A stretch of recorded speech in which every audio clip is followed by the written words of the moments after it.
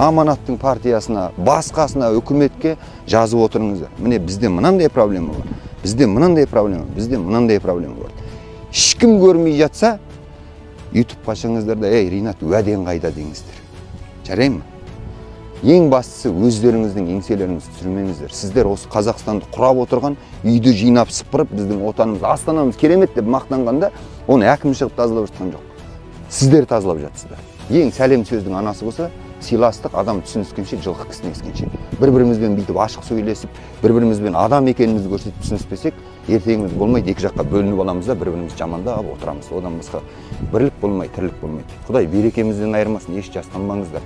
Сіздердің істеп жатқан жұмыстарыңыз, костюм шалбар киіп жүрген, шенеуніктің шапан киіп ап, сахнада жарқырап жүрген біздің жұмысымыздан 10 есе я 100 есе ауыр және бағалы.